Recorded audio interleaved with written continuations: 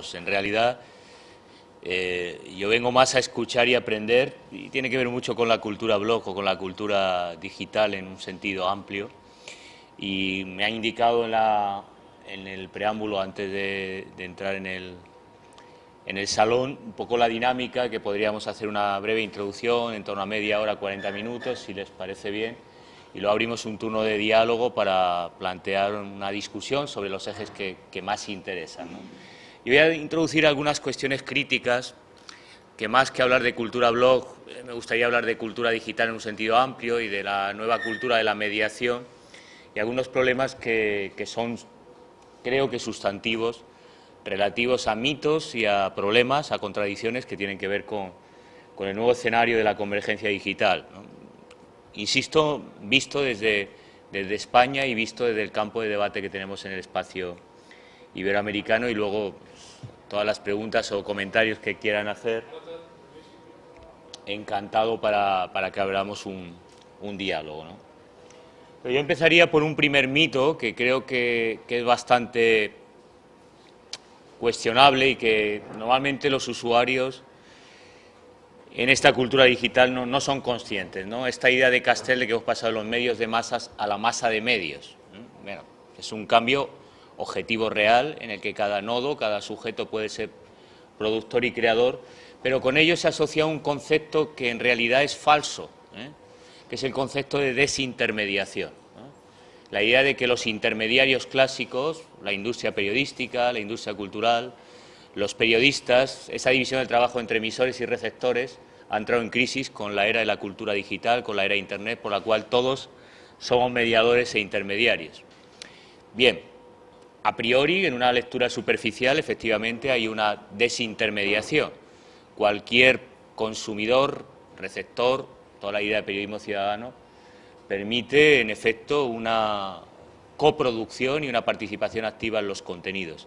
Sin embargo, habría que observar que no ha habido una falta de mediación, o no hay una falta de mediación. Hay grandes intermediarios. Plataformas o espacios como Google son grandes intermediarios, y diría más, intermediarios que tienen mayor capacidad de selección, de filtraje, de concentración, de determinación de agendas, de flujo de información. Y evidentemente ese es un problema en términos de democracia, Como voy a anticipar, hay un espíritu crítico en la cultura hacker, en la cultura digital, que está presente, que es interesante, pero hay contradicciones entre la capacidad de cooperación y de democratización que ofrecen las nuevas tecnologías y los procesos intensivos de concentración. Hoy día la estructura de la información está mucho más concentrada y eso implica que hay nuevos intermediarios, que ya no son los grandes grupos corporativos que empiezan a tener problemas. Veamos el caso de Brasil o de México, Grupo Televisa o Grupo Globo, que están pugnando la nueva ley que se está debatiendo en México para democratizar la comunicación. Es una pugna entre las grandes empresas de telecomunicaciones, Carlos Slim, uno de los hombres más millonarios de mayor fortuna a nivel internacional, y los viejos propietarios del espacio público, como es la empresa Azcárraga, Televisa, en la pugna por el control de contenidos. Pero hay mediadores, son nuevos los mediadores, pero los hay. Estamos en un proceso revolucionario que uno, si hace la vista atrás y recuerda la historia de la comunicación, en realidad no son tan novedosos los procesos. Si uno estudia la historia de la radiodifusión en Estados Unidos, en el origen de los grandes medios, de las grandes networks de prensa, observará que en el origen de la radiodifusión gran parte de las emisoras, de los canales, de los medios, eran de titularidad pública, vinculado a sistemas educativos, vinculado a liceos, a centros de formación, a entidades religiosas, a organizaciones no gubernamentales. Ese fue el origen de la radiodifusión, que progresivamente fue cooptado o comprado por las grandes networks que conocemos como la NBC, la ABC, en fin, las grandes compañías. Es decir, un proceso de experimentación que dio lugar a un proceso de concentración intensiva. Bueno, en la red también podemos estar experimentando y, de hecho, muchos diagnósticos apuntan de que va a haber un proceso de concentración y agregación de grandes plataformas para hacer ordenable el caos del ciberespacio en términos de consumos y en términos de elementos de cultura común o de espacio público. Ese es uno de los elementos que habría que discutir, el mito de la desintermediación. Hay nuevos mediadores y habría que discutir cuál es la posición de los usuarios en esas nuevas mediaciones, cada vez más jerarquizadas y que además rompe el espacio cautivo. Recuerden que la regulación de la radiodifusión tenía un espacio acotado en términos de acceso, visibilidad y difusión en los marcos nacionales de la regulación de la libertad de expresión, y eso hace aguas con Internet. No es posible regularlo y, evidentemente, Televisa o Grupo Globo, que tenían sus mercados cautivos, ya no tienen los mercados cautivos. Las nuevas canalizaciones establecen nuevos intermediarios y nuevos problemas. El segundo punto crítico que quería señalar a este respecto tiene que ver en cuanto a la cultura de la cooperación y la cultura de la división del trabajo. Hay un autor alemán, Josh Becker, que insiste en la idea de que vamos hacia una balcanización del espacio público.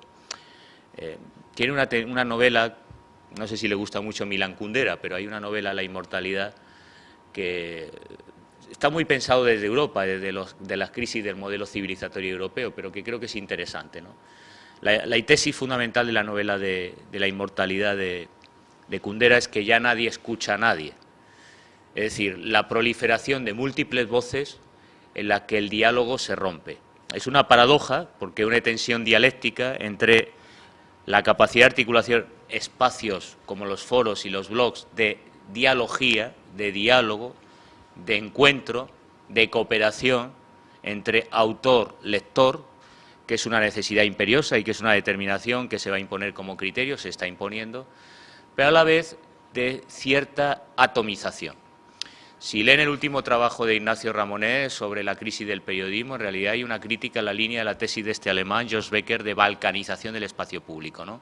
De fragmentación, de atomización del espacio. Bueno, en buena medida esta discusión tiene que ver con el papel que tiene hoy día la cultura digital en términos de construcción de espacio público y de agenda ciudadana. Yo voy a dar una posición mucho más positiva que Ignacio Ramonet. Una de las ventajas que está teniendo la nueva cultura digital es la apertura de agenda pública y de agenda ciudadana. De hecho, toda la teoría del rumor demostraba que cuando hay sistemas jerarquizados, centrados, lineales, son los espacios públicos apropiados por la ciudadanía, los portales ciudadanos, los blogs, donde se generan nuevas agendas y nuevas discusiones. Y esto es un cambio significativo, pero que está en medio de una contradicción entre la proliferación de voces y la incapacidad de escuchar al otro.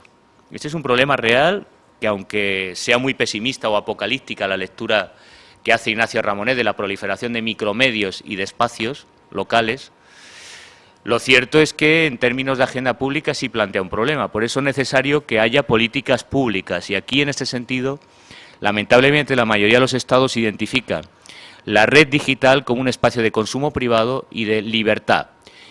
Diría más, gran parte de los movimientos hackers, del movimiento de software libre, están contra, yo tengo debates realmente con todos los movimientos ciudadanos que reivindican el software libre, la línea de acceso gratuita, movimientos como Sevilla o Andalucía Wireless, que están reivindicando la conectividad gratuita, pública, libre, pero ellos están en contra, a pesar de que reivindican este acceso libre, gratuito, están en contra de una política activa del Estado. Y aquí entramos en dos aspectos fundamentales. Primero, la necesidad de construir agendas nacionales y espacios públicos nacionales. Digamos que en términos de política sería el reconocimiento de la diversidad, pero de la unidad en la diferencia. Es decir, si no hay un proyecto común de agenda pública común, pues la proliferación de blogs, de espacios micro, genera una dispersión y una lógica atomista o de individualización que no contribuye a un espacio común. Por ejemplo, si no hay política pública es difícil que se cubran todas las demandas de contenidos en la esfera pública, en la esfera digital, contenidos necesarios. Ahora apenas países como España están empezando a observar que necesitan una política pública para que los repertorios de imágenes, fotografías, novela, cultura en general, tenga visibilidad en la red. Por tanto, sin política pública no hay posibilidad de construir. Aquí yo siempre recuerdo las palabras de Gramsci cuando se hizo una reforma educativa en Italia, la reforma Gentile, y esa reforma, muy vinculada al conservadurismo italiano en la época de Gramsci, hizo una reforma educativa pensando en la espontaneidad de la educación infantil, es decir, la capacidad del niño por sí mismo de desplegar la creatividad, la innovación y desarrollar su aprendizaje. Muchos de los discursos de la cultura digital, incluso de la contracultura digital, insisten en este discurso espontaneísta, diríamos, es decir, un discurso de que por sí mismo el caos de las multitudes inteligentes de Howard Rheingold, esta idea de los actores construyendo, produciendo la red, van a generar cambios significativos en el ámbito de la cultura. Y Gramsci criticaba esa reforma Gentile. Dice, miren, señores, la educación es dirección y la educación implica una intervención activa política para educar a las masas. Por tanto, el espontaneísmo fragmentario, que en parte critica Ramonet y lleva razón, de los micromedios no garantiza política cultural, igualdad, democracia informativa, diversidad cultural y contenidos. Como plantea Martín Barbero, puede ser todo lo contrario, el reino de la insignificancia y de la banalidad. La proliferación de lo que era antiguamente en el romanticismo los egodocumentos, es decir, las cartas románticas escritas a no se sabe quién, que está bien para una relación epistolar, pero no es pertinente para una política cultural. Y, por tanto, es tan compatible la creatividad individual como la política cultural de dirección. Dicho esto, en Europa, gran parte del movimiento hacker, el movimiento libertario de apropiación de la red, es contrario a toda política de Estado, tanto en la socialización de las nuevas tecnologías como en la promoción de contenidos culturales. Y aquí tenemos un problema o un reto estratégico que creo que no se puede menoscabar, es decir, que no podemos ir a una dispersión del espacio público, es necesario construir agendas públicas, respetando esta contradicción marxiana clásica entre libertad, autonomía y necesidad de los sujetos y construcción de proyectos colectivos. Hay avanzado poco, entre otras razones porque los organismos internacionales están planteando como premisa que no debe haber ninguna intervención del Estado en materia de la red, que Internet es neutral y que cualquier política en la materia va en contra con el espíritu hacker. Insisto, planteado también con tesis liberales por parte del movimiento contracultural en Europa, en el norte de la red. Eso creo que es un problema que habría que discutir qué tipo de política cultural y qué tipo de intervención para promover contenidos, agendas y plataformas integradas de servicio. Me estaba comentando Iroel que aquí tenéis una experiencia de Wikipedia sobre memoria cultural, sobre historia cultural, sobre contenidos culturales, que sería un elemento básico. La diferencia en términos epistemológicos en la cultura digital, explicaba el otro día en la conferencia, no es tanto el acceso y el consumo, no es tanto la conectividad o no en la red, que es una premisa básica, obvio, sino qué posición tenemos en la red. Y la posición implica epistemológicamente dos retos. Primero, ¿somos productores o no? Si el cambio en la cultura digital es la coproducción, la cogestión y la autogestión. Por tanto, si no hay producción por parte de los usuarios, si no hay producción de contenidos locales, la conectividad a la red no sirve para nada, salvo para procesos neocoloniales de extensión tecnológica que no producimos nosotros y de contenidos que no son específicos y locales, tal y como supuestamente la red Internet garantizaría en un sistema de información descentralizado y relativamente autónomo. Por tanto, la parte de producción de contenido es importante. Y la otra, que los que somos periodistas, gran parte entiendo de los asistentes son de formación en humanidades, ciencias sociales, la otra cuestión que no se puede desligar de ello es discutir la tecnología, el software y el hardware. ¿Qué producción hacemos como sociedad, como Estado, como cultura de estas tecnologías? Lo cual implica también coproducción y cocreación de los dispositivos tecnológicos, no solo de los contenidos, sino también empezar a aprender a apropiarnos y a transformar el software y el hardware que permite ese sistema descentralizado. Si no, no podemos hablar de sistemas descentralizados de información, si solo nos centramos en los contenidos. Es importante, significativo en la dimensión ideológica, pero nos interesa también la dimensión material de esa economía de las telecomunicaciones que hay que empezar a construir y crear desde abajo y que es posible crear, lo cual implica una visión mucho más abierta, transdisciplinar, de cooperación con informáticos, con gestores culturales, con diferentes actores que no estaban en esta lógica de producción. Señalo estos dos ámbitos porque creo que son importantes para el debate, ¿no? Hasta qué punto vamos a la construcción de un enfoque crítico de apropiación y transformación de las tecnologías o simplemente a recibir ese modelo de desarrollo que no ha variado significativamente desde la década de los 70, ¿no?, en su implantación como sistema internacional de comunicación.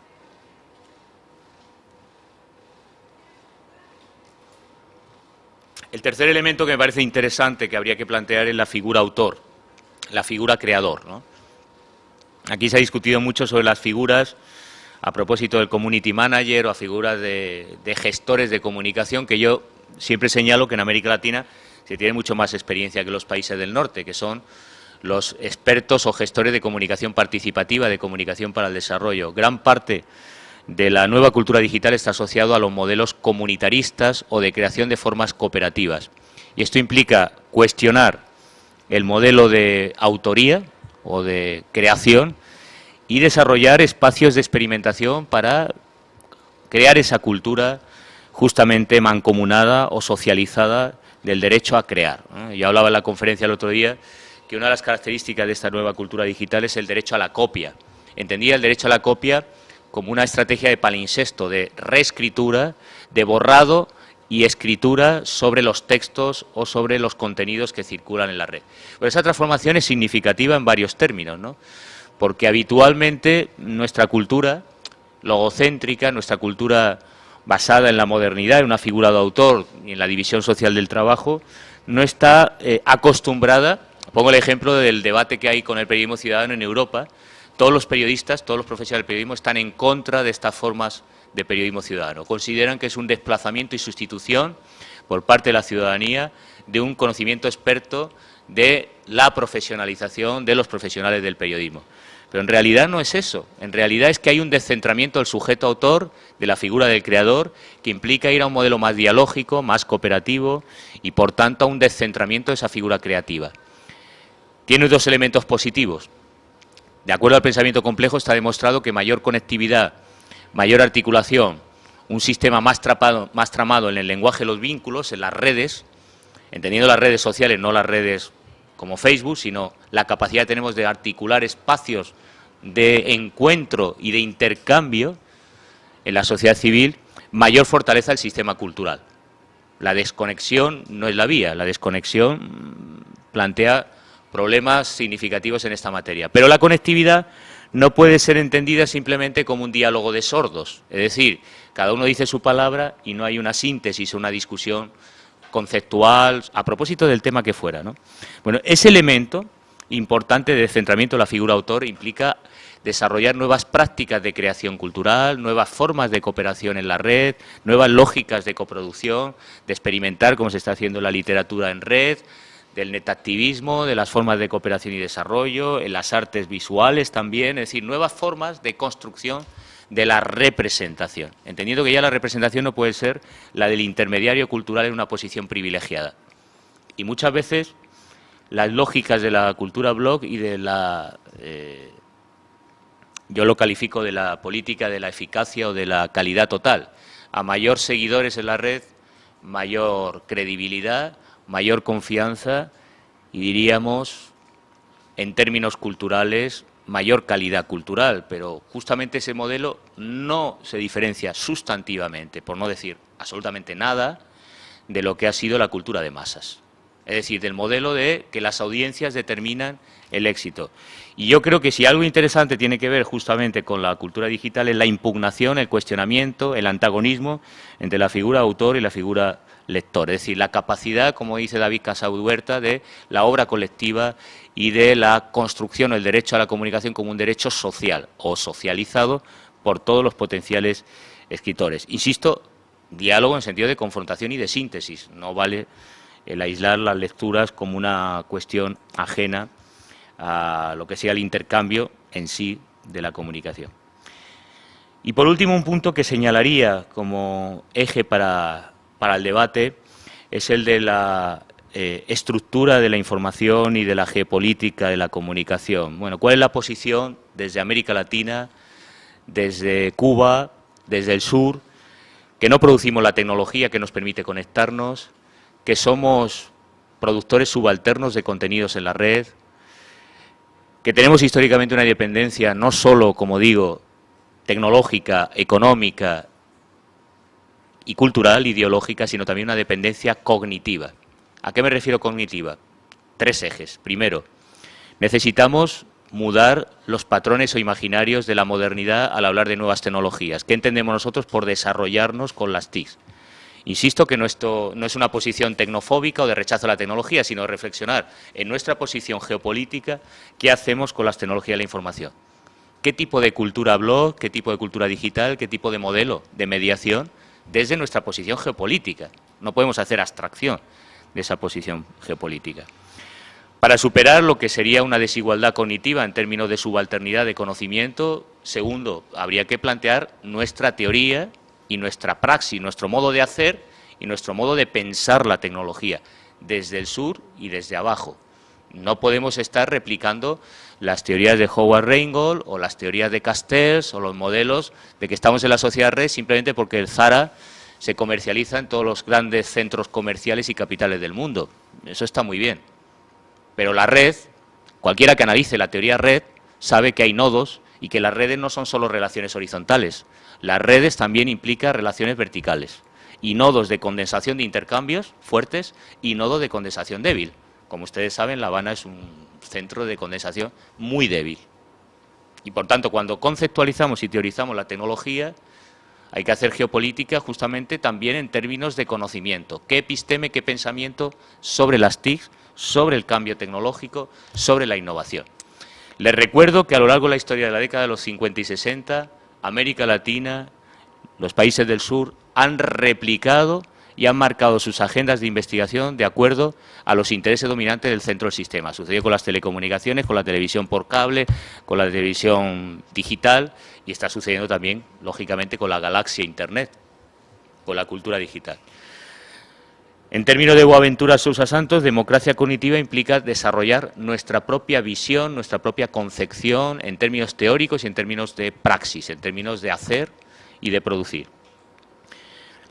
Soy de la idea de que la teoría y la praxis desde la periferia, desde las fronteras, desde los bordes, desde la subalternidad se puede pensar más y mejor usos potenciales y posibles de la tecnología. Pero hay que hacer el esfuerzo de romper con los modelos dominantes de pensamiento y establecer una propia teoría y una propia praxis sobre las tecnologías de la información. Evidentemente abriendo espacio de interlocución, de debate, de experimentación, de lo que en ciencias sociales denominamos reflexividad, capacidad de autoobservación de qué hacemos, qué podemos hacer y de confrontación. ¿Qué otros modelos hay como contraejemplos para construir modelos de desarrollo? Creo que ese elemento es sustantivo para transformar la perspectiva de las TIC desde esa posición, ¿no? Y la tercera, fundamental, tiene que ver con la dimensión puramente técnica. En los años 70 recordarán que en la UNESCO y otros organismos internacionales hablaba de tecnologías intermedias, los medios de representación y producción adecuados a nivel de desarrollo. Bueno, lo paradójico es que teniendo ingenieros informáticos, programadores, creadores, diseñadores, periodistas, con un gran bagaje, con capacidad creativa, con innovación, ¿qué es lo único que tenemos desde el sur? Capital simbólico y creatividad. Pero curiosamente, en lugar de innovar y desarrollar nuestras tecnologías y nuestros soportes, lo que hacemos es replicar o imitar. Y claro, cuando yo hablo del derecho a la copia como característica de la cultura digital, no es simplemente imitar y copiar. No es el modelo japonés que después de la Segunda Guerra Mundial intentó desarrollar su industria a través del espionaje industrial, imitando y copiando y patentando tecnologías del norte. Significa partir justamente de las experiencias y en ese ámbito la creatividad, como ha sucedido en otras experiencias de los telecentros o los medios comunitarios, puede ser la base para desarrollar otras narrativas, otras formas de contar, otras formas de decir. Tenemos una gran capacidad. Nosotros no tenemos cuentas, pero sí tenemos cuentos. Tenemos la capacidad de imaginar. Tenemos una inventiva, un imaginario, porque somos barrocos, porque tenemos un mestizaje, porque estamos hibridados. Tenemos una gran diversidad creativa de elementos referenciales y simbólicos que se pueden traducir en tecnologías, entendiendo tecnologías no solo como dispositivos físicos y patentes, sino también como modos de organizar, hacer y construir procesos de desarrollo. Esa política de cualquier Estado desde los países del sur debiera ser prioritaria para la hora de construir. No sucede esto, pongo el ejemplo de mi país, en España, que básicamente consiste en importar tecnologías y en reproducir los modelos de calidad total, eficiencia, productividad industrial que marca de los países del norte. Siempre seremos una mala copia. La historia demuestra, en el campo de la comunicación y la cultura, que en América Latina han sido un referente teórico, conceptual, de pensamiento, de praxis, de contenidos, Ponía el ejemplo el otro día del periodismo narrativo, la medida que se observa a sí mismo y construye otra forma de representar, otra forma de hacer en la cultura digital completamente distinta, empezando por las narrativas y las formas y terminando, lógicamente, por los contenidos. Yo creo que esto es inevitable y es una cuestión de justicia cognitiva. No podemos lograr un cambio en la cultura digital si no abordamos esa visión de dar otra lectura completamente distinta, en lugar de tratar de replicar los discursos del norte, que básicamente es conectarnos para ser consumidores en una división internacional del trabajo cultural, por el cual unos producen la tecnología, el software y los contenidos, y otros, en el mejor de los casos, consumen y alguna vez producen una cuota, en los sistemas de cuota de distribución del mercado, evidentemente subalterna o limitada, reducida, respecto a los mercados globales de la cultura digital. En esos escenarios hay mucho que discutir y ver las formas, y bueno, pues, en ese sentido les invito a plantear ese ejercicio de reflexividad que entiendo, por lo que me ha comentado Joel, que ya están en ello, que están organizados, que están discutiendo, que están pensando qué va a ser este escenario. No entro en las variables directamente políticas o de mayor conflictividad o problematización, que es el caso de la ciberguerra, que sería otro escenario a debatir y analizar, dado lo que está sucediendo en el mundo en la reestructuración. Pero bueno, pensando en una clave endógena, una clave local, creo que estos ejes serían los principales o problemáticos para repensar otra praxis y otro modelo de cultura digital desde el sur, desde abajo, desde una episteme y una cultura antagonista y creadora en función de las necesidades locales, de las necesidades radicales de la población. Lo dejo aquí, abrimos si queréis un debate, como dije, introduzco los temas en 30, 40 minutos y establecemos un diálogo, ¿no? Una síntesis muy completa de los temas que abordó el otro día. Lo único que quizás no estuvo, a lo mejor con razón, es el acercamiento crítico a la construcción del imaginario sobre la llamada primavera árabe y su lectura desde América Latina, incluso desde Cuba. Si es posible, me gustaría que repasara eso también. Bueno, el tema de la ciberguerra y las revoluciones, entre comillas, democráticas, ¿no? Partíamos aquí de tres tesis. Nosotros hemos trabajado bastante sobre la doctrina de información y de guerra de Estados Unidos.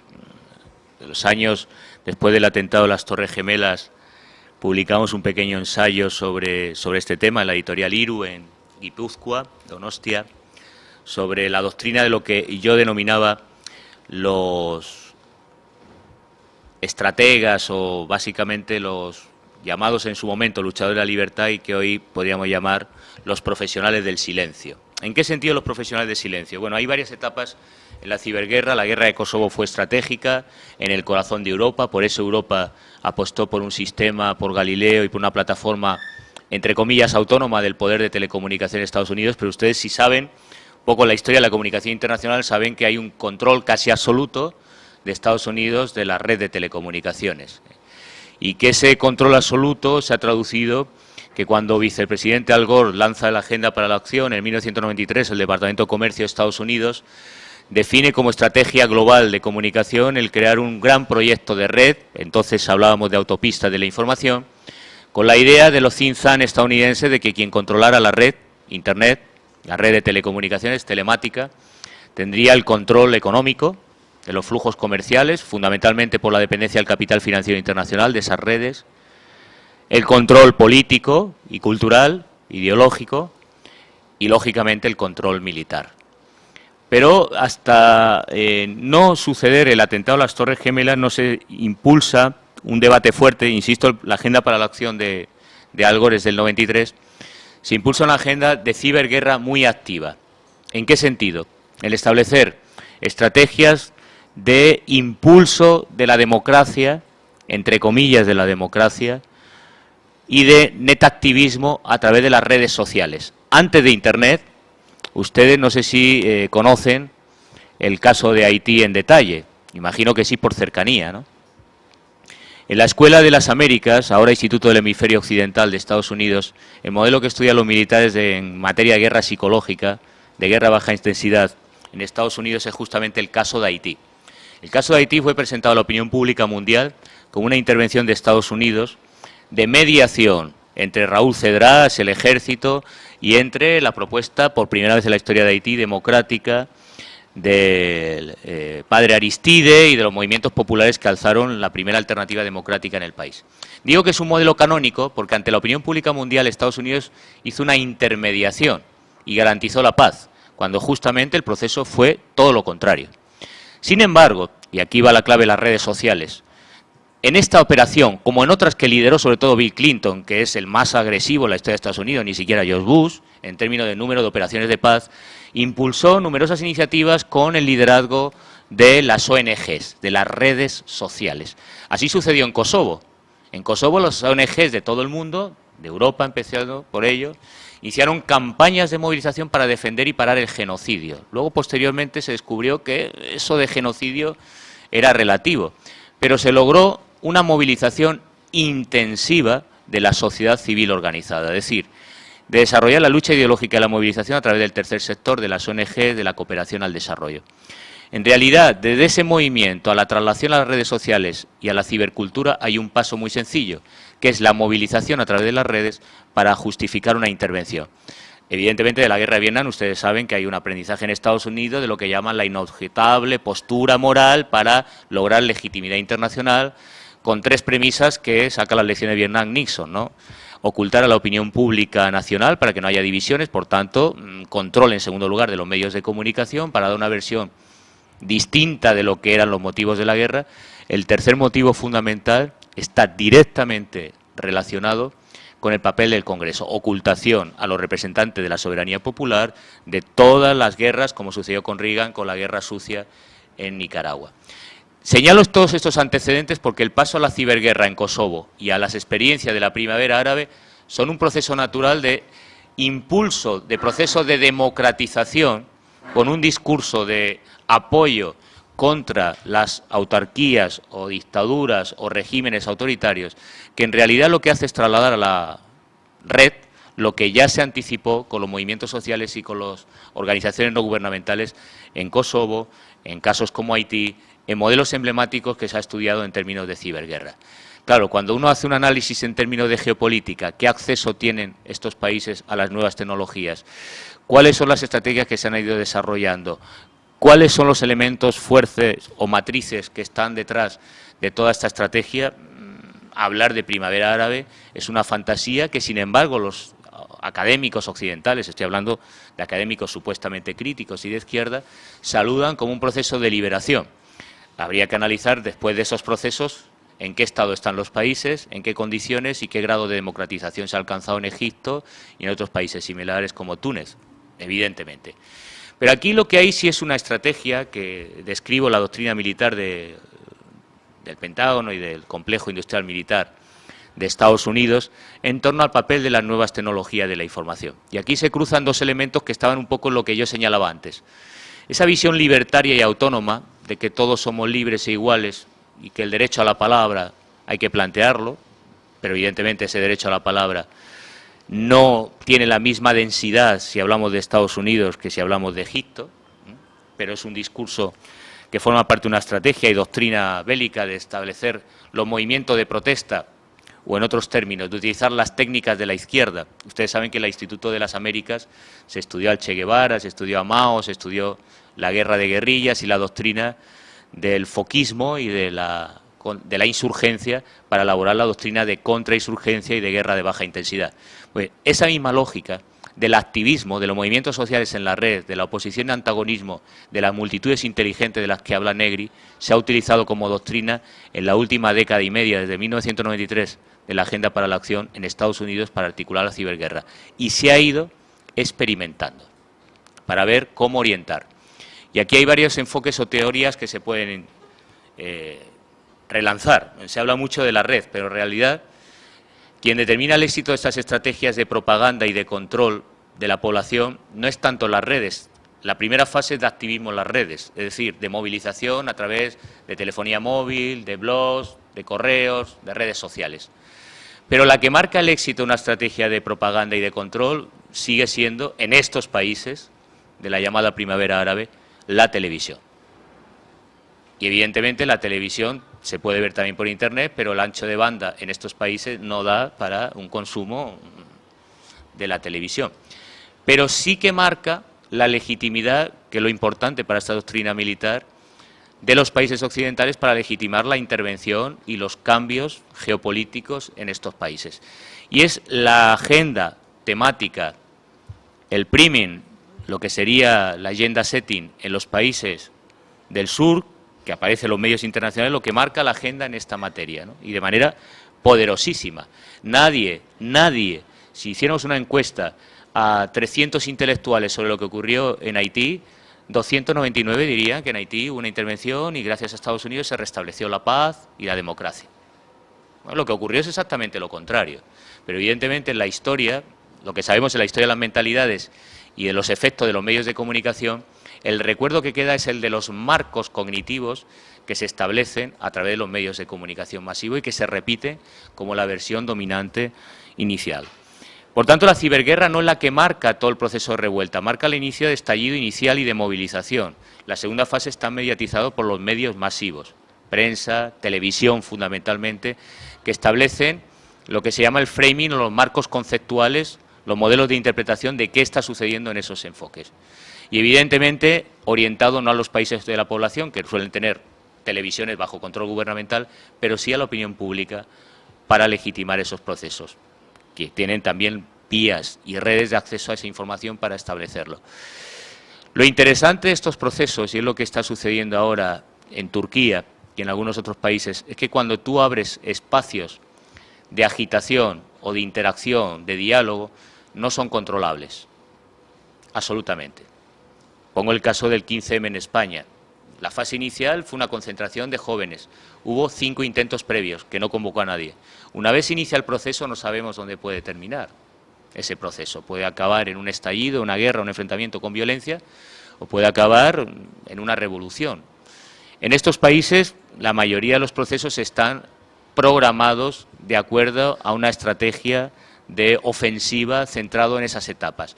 Por eso, valorar en extremo el papel de las nuevas tecnologías es irreal, por 3 razones: por condiciones de accesibilidad, por condiciones técnicas de ancho de banda y tercero, porque se desconoce que el papel de las TIC forma parte de una estrategia más amplia, que en estos países, México, es verdad que hay una minoría estudiantil, yo soy 132, movilizándose, pero el 80% de la población sigue informándose por Televisa y por Televisión Azteca. Sí, no va a haber una revolución en Internet. Y en estos países, peor aún que en México, los de la primavera árabe, la capacidad de dependencia de los medios oficiales, de los medios masivos, no de las redes sociales o de las nuevas tecnologías de la información, es casi absoluta, ¿no? Entonces, ignorar esta estrategia geopolítica y doctrina de llamada guerra irregular, de guerra psicológica, de manejo de las temporalidades, y sobre todo un discurso que no es nuevo, que inaugura básicamente Reagan, aprendiendo las lecciones de Nixon de la guerra de Vietnam, este discurso de comunismo versus democracia, civilización versus barbarie, que es de los tiempos de los romanos, y por eso ahora se leen tanto a Edward Gibbon y la caída del Imperio Romano. En el fondo lo que varía es la utilización de nuevos dispositivos y la posibilidad que tienen, y hay un texto de James Petras que recomiendo porque creo que en parte hace una crítica muy dura al tercer sector, a la sociedad civil, a las ONGs, pero que en parte lleva razón.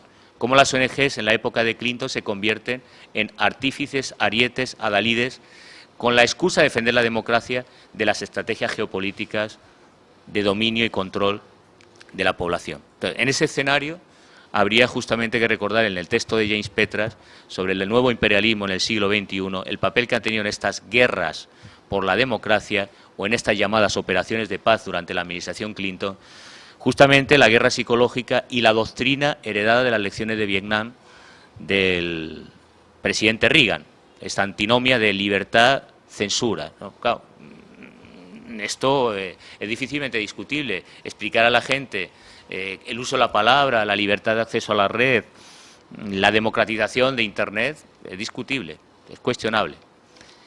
Es decir, es muy difícil argumentar desde una perspectiva crítica lo que implica esa liberalización de la red en términos de ciberguerra, geopolítica, control de la información y control de lo más importante, recursos estratégicos, como está sucediendo en los países de Oriente, a propósito de esta doctrina o este discurso de democracia versus dictadura, ¿no? Porque en realidad hay una lectura interesada de lo que deberíamos hablar por libertad de información o acceso a la cibercultura y las redes sociales, ¿no?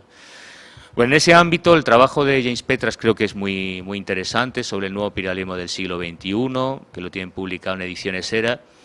Nuestro trabajo es más difícilmente encontrable, pero tienen ahí una descripción de cuál es la doctrina de los llamados profesionales del silencio, que es una lección de que las operaciones encubiertas van a ir creciendo y la ciberguerra va a ser central, porque nos permite bloquear todas las actividades, intercambios económicos, red eléctrica, sistemas de suministro de bienes básicos y, evidentemente, bloqueo de un sistema. Se han estado experimentando durante diferentes conflictos, esto no es nuevo. O sea, lo de la primavera árabe no es que ha surgido espontáneamente, ha habido antecedentes. El más importante ciberguerra fue la guerra de Kosovo, en el centro de Europa. Ha habido antecedentes en la primera y en la segunda guerra del Golfo Pérsico. Ha habido antecedentes en conflictos como el de Haití, de guerra encubierta irregular y de operación de guerra psicológica. Entonces, hablar hoy día de ciberdemocracia, de cultura digital, es hablar también de guerra psicológica, de ciberguerra y de conflictos para apropiación de otros bienes que no tienen nada que ver con la libertad de la palabra y sí con la libre apropiación o captura de bienes estratégicos de interés nacional. Y que además está publicado y escrito en los documentos, si tienen a bien leer revistas como Military Review o Parameters, tienen la doctrina, los think tanks, los pensadores, estrategas de Estados Unidos, qué piensan a propósito de la ciberguerra y cuál es la estrategia de manejo y utilización de Internet. Si aislamos eso de lo que ha sucedido con muchos análisis en la primavera árabe, no estamos entendiendo nada. Por ejemplo, tengo un colega muy brillante, muy crítico, que ha hablado sobre la primavera árabe como diciendo hay una nueva generación de nativos digitales que tienen una nueva práctica y que reivindican la democracia en estos países. No, no es así. No es así. Los accesos son limitados, los conflictos tienen que ver con relaciones materiales y el papel de intoxicación y de intervención ha sido muy evidente, lo es desde hace tiempo. Porque si uno lee los documentos del Departamento de Estado sabe cuál es la estrategia.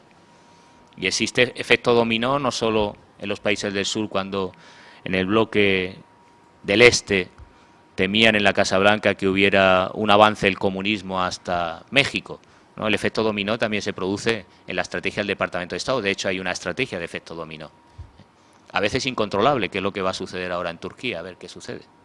Porque evidentemente no estoy negando que haya una participación autónoma, activa, de que haya movimientos sociales que reivindiquen la democracia, en la cibercultura, de que en estos países ha habido un movimiento y movilización democrática, pero insisto, en las guerras, en las operaciones de paz, en los conflictos, esas movilizaciones se han utilizado y una estrategia política y militar de utilización de la cooperación al desarrollo, de las ONGs, de la sociedad civil organizada, como una herramienta de movilización para justificar cambios afines a los intereses geoestratégicos de Estados Unidos.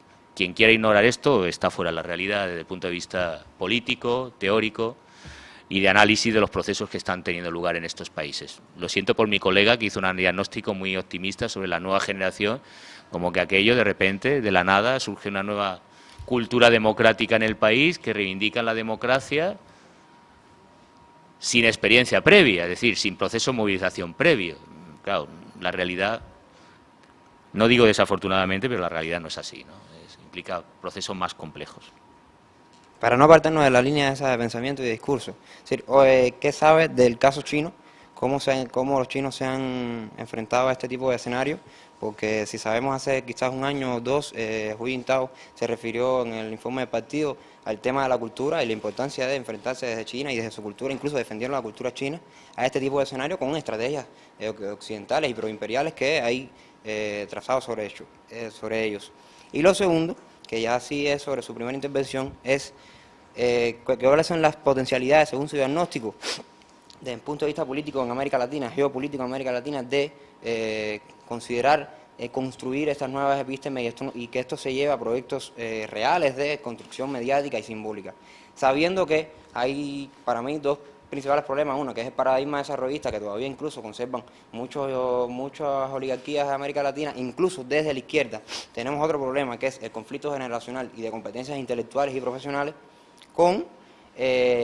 además también de la subordinación de la comunicación como un objetivo menor o como una herramienta menor en el discurso de la política, cuando sabemos que desde la derecha los norteamericanos y es decir, los centros hegemónicos de poder le han dado demasiada importancia. Por lo menos desde Cuba yo lo siento que se ha hecho así en un tiempo. No sé, y además, por lo menos en lo que he visto de Venezuela, no, en mi opinión, si me equivoco, han dejado esa parte, lo que es la cultura y lo que es el capital simbólico, un poco de la mano.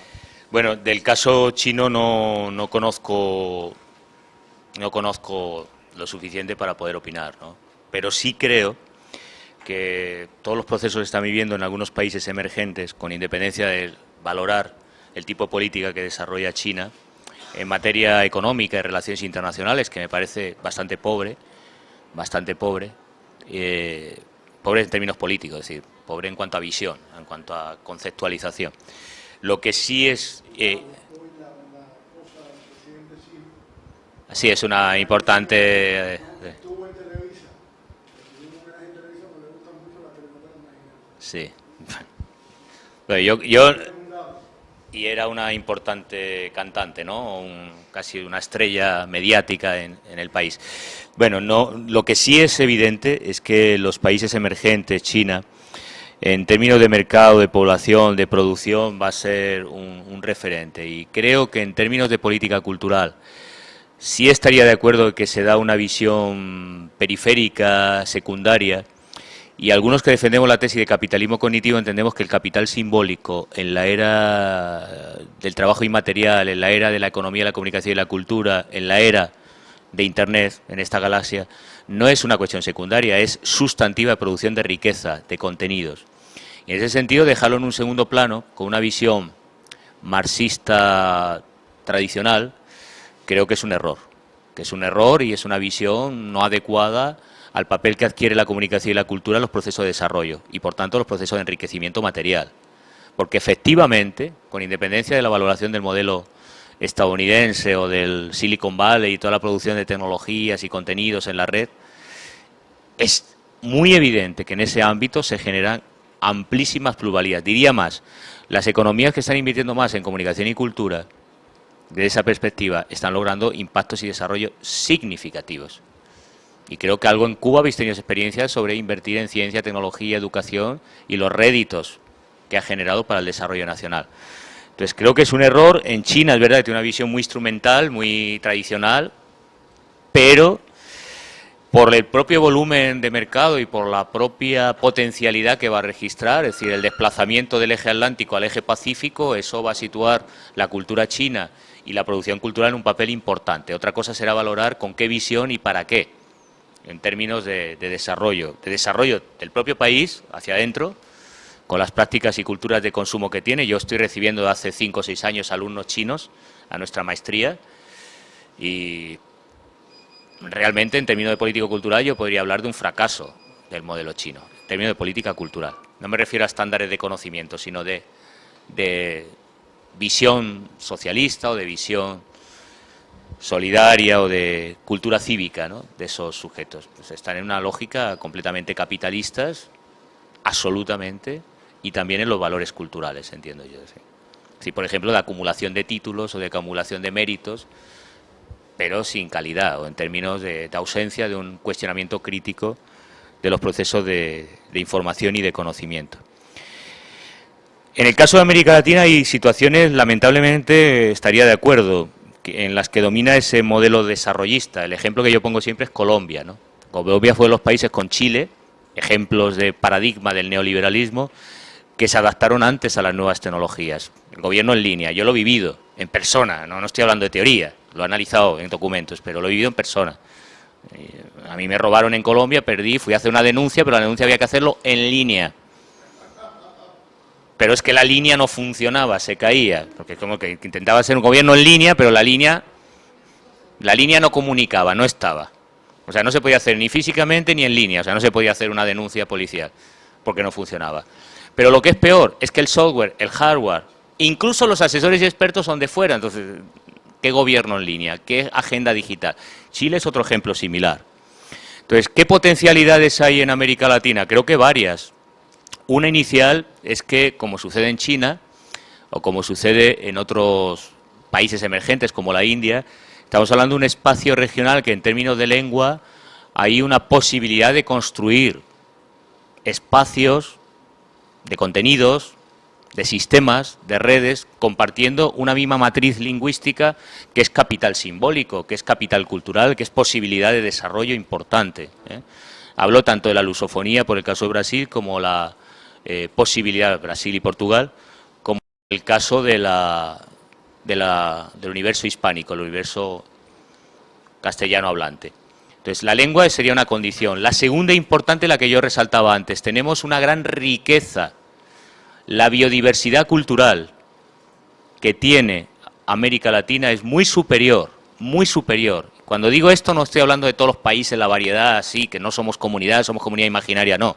Dentro de cada país, por las hibridaciones, por las transculturaciones, como explicaba Fernando Ortiz, por toda la historia del legado cultural que tenemos de migraciones y de mezclas, ninguna otra región del planeta tiene tal diversidad de imaginarios, de relatos, de narrativas, de tradiciones, de culturas populares.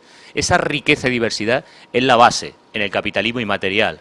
Y esto lo entiende muy bien el capitalismo, claramente. Es la base para cualquier producción de contenidos y de generación de procesos en la red. El descubrimiento del capitalismo de que la diversidad es la base para alimentar los circuitos de valorización del conocimiento y también de las industrias culturales es evidente. Y sí, tenemos elementos muy vituperados como las telenovelas y otros productos. Es decir, tenemos formas de narrar, de contar y de imaginarnos muy diferentes, muy distintas. Y eso se puede trasladar a la cultura digital. Insisto, no solo en términos de contenidos y de formatos y de géneros, también en la posibilidad de elaborar tecnologías por las experiencias creativas de apropiación y de innovación. Yo soy de la idea como Boris Groys que la innovación es un acto creativo de apropiación y transformación, de copiar y pegar, de... Eso es lo que hacen las culturas populares, y las culturas populares en América Latina son mucho más potentes que en muchas otras regiones. Partiendo de ello se puede elaborar unas propuestas o alternativas, yo creo que sí, empezando por alimentar los contenidos locales, diversificar redes de intercambio, establecer en esa lógica de cooperación sur-sur diálogos sobre la producción tecnológica que ya se planteó en los 70 con las telecomunicaciones y que sería necesario. Cuba por sí mismo quizá no va a poder desarrollar su tecnología, pero en cooperación con otros países del Caribe pueden desarrollar dispositivos. Hay experiencias de redes de mujeres en el Caribe a través de Internet que han permitido desarrollar experiencias innovadoras de cooperación. Es decir, tenemos la capacidad de haber aprendido a resistir, de adaptarnos creativamente y de innovar por necesidades históricas, por carencia de recursos. Yo tengo la experiencia de haber dado, cuando vivía en México, clases en una universidad privada y en otra universidad pública, ¿no?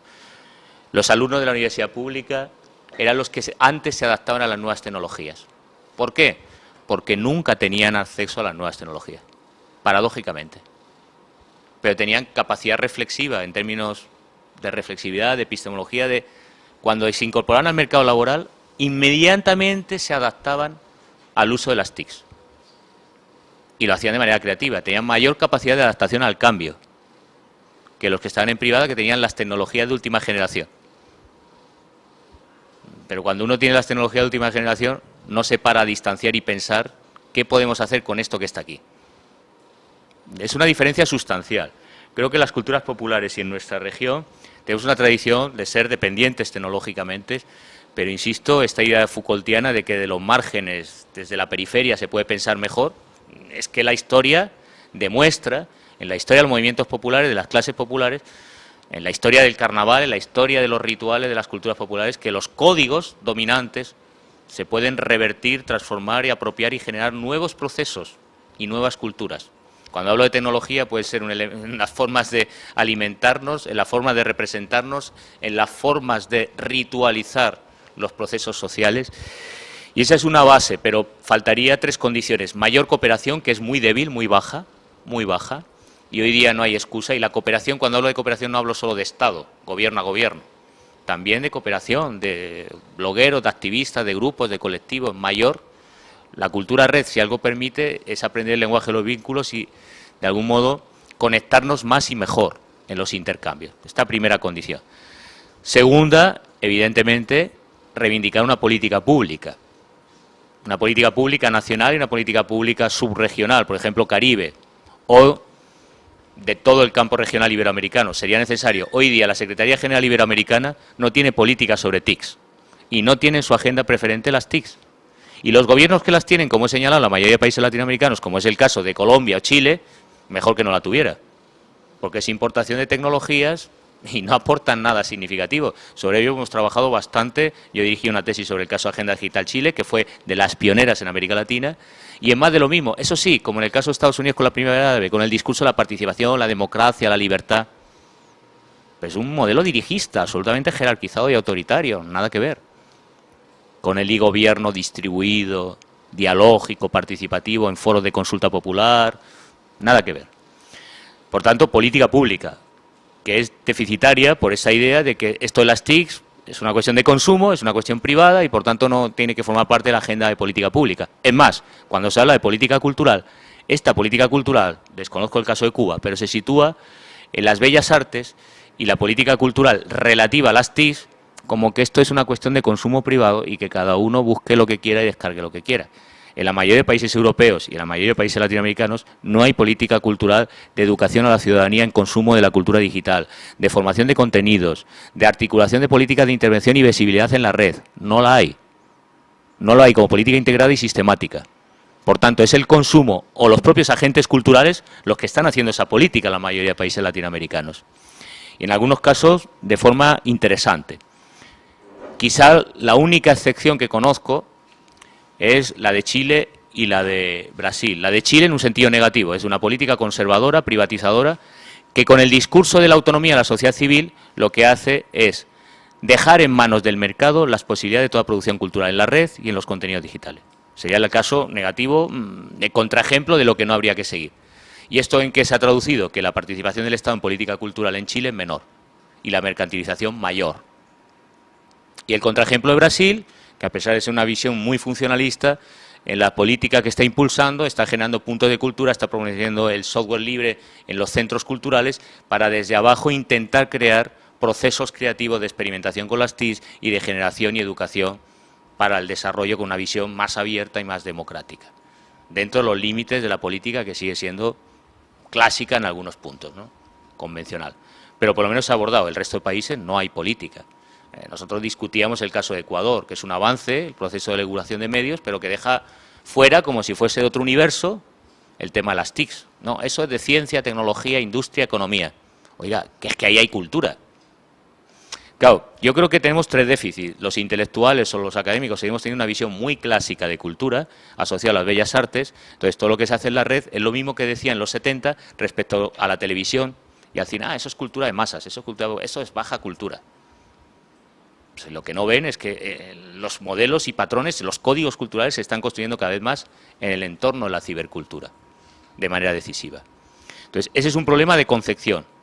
Y la segunda, que es de tradición de política pública, la sectorialización sitúa la parte de lo digital vinculada a las TICs como cuestiones de economía o de infraestructura, pero no de contenido. Y yo soy muy crítico, hay que tener en cuenta tanto el contenido como la infraestructura. Pero ambos son problemas de política cultural y de modelo de desarrollo. Entonces, mientras esto no cambie, es difícil que los gobiernos tengan política pública cuando los propios académicos entienden que política cultural son bellas artes y esto de las TIC pues es baja cultura, como en los 70 denunciaban de la televisión. No, las telenovelas, qué horror. Eso es baja cultura. Nosotros vamos a hacer cine de autor, vamos a desarrollar teatro de vanguardia, pero lo que ocurre en torno a la televisión no nos preocupa. Eso es los sectores populares que sabrán lo que hacen. Bueno, algo similar ocurre con las TICs hoy día. Por ejemplo, el sistema educativo mirando contra o al margen de lo que sucede en la red. Pues esto no es muy razonable. Pero es que tampoco hay política pública en la materia, ¿no? Entonces habría que avanzar. Creo que América Latina, por esas razones históricas de saberes ancestrales, de cultura popular, tiene, yo diría, óptimas condiciones para cambiar, pero esto implica que adoptemos otra posición de observación y otra visión al respecto, para articular cambios significativos. Si tuviera que lanzar una hipótesis, creo que eso no está sucediendo ni va a suceder, por lo menos a corto plazo. Es decir, que no hay cambios significativos y, como has señalado, queda en un segundo plano esto de la política cultural y las TIC como algo ajeno a un tema vital o estratégico para el desarrollo nacional. Es una pena, en otros países del norte sí lo tienen claro, ¿no? Mi pregunta va básicamente por la idea de si los procesos que se están dando hoy en las redes sociales, en Internet, dígase Facebook, Twitter, este tipo de espacios, ¿usted cree que de alguna manera están configurando o reconfigurando las identidades de los países? O sea, viendo las identidades pensadas, identidades individuales, colectivas, identidades nacionales, pensando a nivel de país, si usted cree que esos procesos, teniendo en cuenta todas las mediaciones que vamos a realizar, viendo en términos de la globalización, es decir, una serie de elementos que inciden ahí, viendo también el tema de las identidades creadas o las falsas identidades, es decir, todos esos elementos que pudieran pensarse a la hora de hacer ese análisis, de manera general, por supuesto, por el tiempo. Si usted cree que hay de alguna manera los procesos que se están dando dentro de esos espacios están configurando o reconfigurando o no las identidades nacionales. Como decía Raymond Williams, las identidades no son estáticas, no son esenciales y no son uniformes o estables, ¿no? Nunca lo fueron. La identidad de la clase obrera nunca fue en su origen como podemos imaginar en la teoría social.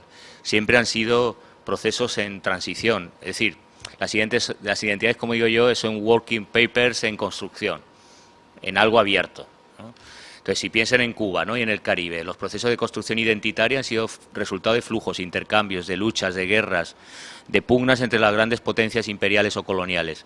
Y nunca las identidades han sido algo estable y han sido algo cerrado. Por definición, una identidad siempre tiene que ser abierta, si no, no existe como tal. Una identidad totalmente autocentrada no tiene posibilidad de sobrevivencia, es la muerte como tal. ¿Que en las nuevas generaciones se está viendo cambios? Sí. Sí, y cambios importantes. La cuestión es que muchas veces cuando se habla de los consumos de los jóvenes en Internet hay una valoración muy negativa en la construcción de sus proyecciones imaginarias. Pero realmente la historia de la humanidad, la cultura y la historia nuestra cuando leíamos cómics o tebeos o cuando veíamos series de ficción o películas, estábamos construyendo imaginarios de otras vidas y de otras identidades, ¿no? Partiendo del hecho de que cada sujeto tiene identidades múltiples, ¿no?, que tiene varios roles. Otra cosa es el plano de lo que plantea identidades nacionales. ¿Hasta qué punto, si reconocemos que los consumos ya no están cautivos en un Estado-nación, que la soberanía del Estado-nación, por tanto de la coacción del Estado, no puede limitar la educación, el acceso a códigos culturales de los sujetos, si tiene acceso a la red, los ciudadanos, sí se plantea un problema de política pública? Por eso, los Estados que no tengan política pública, que no tenga política cultural de cómo construir, reforzar las tradiciones, los códigos, la socialización ante las nuevas generaciones en ese espacio de la cibercultura, pues están fuera de la realidad. Pretende que la identidad nacional sea la educación sin Internet y que sea las bellas artes como el modelo conservar la tradición. ¿Ven? Hay una frase clásica de Martín Barbero que es para discutir, ¿no? El Estado deja, el futuro queda en manos de las grandes empresas .com, de las nuevas tecnologías de la información y las grandes corporaciones, y el pasado para el Estado. El pasado, dicho sea de paso, si hablamos de patrimonio, de museística, de tradiciones, es lo más costoso. Y donde se generando valor, desarrollo, economía y futuro, es justamente las TIC. Y resulta que el Estado asume ese discurso neoliberal para que en el mercado las TIC, eso, consumo, libertad. Y las identidades, la educación, las tradiciones, los museos, el patrimonio material, ahí sí entra el Estado, que es una visión conservadora, porque lo que hacemos es conservar el pasado anterior, pero no construir, y una política cultural se supone que debe construir presente-futuro, no solo cultivar y mantener el pasado. Mantener el pasado, pero también para construir futuro. Entonces ahí hay un problema, pero yo no entraría, no soy de la idea, de que valorar que los nuevos jóvenes estén transformando, y sí creo que hay una transformación importante de las identidades, mucho más porosa, se habla de vínculos o de relaciones en el sentido de Bauman, débiles, líquidas, fluidas, y por tanto son identidades muy inestables, muy porosas, muy colonizadas no en el sentido peyorativo, es decir, sujetos a influencias múltiples de fuera, exógenas. Eso tiene elementos positivos, se está dando. Por ejemplo, en mi zona, la fusión entre flamenco y hip hop, es decir, entre repertorios y códigos culturales que han dado lugar a nuevas formas de expresión y a nuevas formas de identidad. Entonces hay dos planos. En el micro individual de los sujetos hay una reconstrucción y una reconfiguración muy maleable, muy voluble de las identidades de los jóvenes. Esto no significa que estén presas, como plantean algunas interpretaciones conservadoras, de una adicción y una dependencia y una falta de criterio en construir sus identidades. Todos, entonces en la década de los 60 con el rock o con otras contraculturas siempre ha habido procesos de construcción y de negación. Y es una condición de todo proceso generacional el matar al padre y el oponer modelos y códigos culturales frente a la generación anterior. En el arte, en la cultura, en los procesos de transformación. Solo así evolucionan las identidades. El otro problema es a nivel colectivo, de identidad cultural país, de identidad nación. Bueno, si hay una ausencia por falta de proactividad del Estado, pues sí tenemos un problema grave, porque efectivamente se están dando cambios en los consumos significativos. Y muchas veces diría que reaccionarios, es decir, dando pasos atrás de los avances democráticos. Países como algunos de Europa, que por primera vez tenían políticas públicas de fomento del cine propio, del audiovisual propio, es decir, de la identidad cultural propia, el mismo país en el que vivo, en España, Galicia, País Vasco, que por primera vez pueden producir y hacer política cultural para promover su lengua, su identidad, su cultura. Si resulta que en las plataformas digitales los sujetos consumen contenidos ajenos a esa identidad, hay una guerra generacional de abandono de la gran pantalla, cine, televisión, para la pequeña pantalla del netbook, del ordenador. En ese desplazamiento hay también una renuncia y una desvinculación, una aculturación de los modelos o patrones que habían prevalecido en la política pública. Por eso insistía que es necesario, en una perspectiva macro, abordar el tema de política cultural nacional, de protección, de promoción. Yo más que de protección, que soy partidario de ella, soy defensor de políticas activas de promoción en la red de las políticas y de las identidades culturales nacionales. Lo otro yo no lo valoraría negativo, creo que es positivo que la apertura al universo, y tampoco los jóvenes pierden sus raíces, sus identidades, lo que pasa es que las reformulan, las reconfiguran, las recodifican de acuerdo a otras experiencias y repertorios que reciben de otras lenguas y de otras culturas. Yo siempre pongo el ejemplo de mi hija, que es una fanática de la cultura manga y de la cultura japonesa. ¿Cuándo en España ha habido vínculos con la cultura japonesa? Jamás.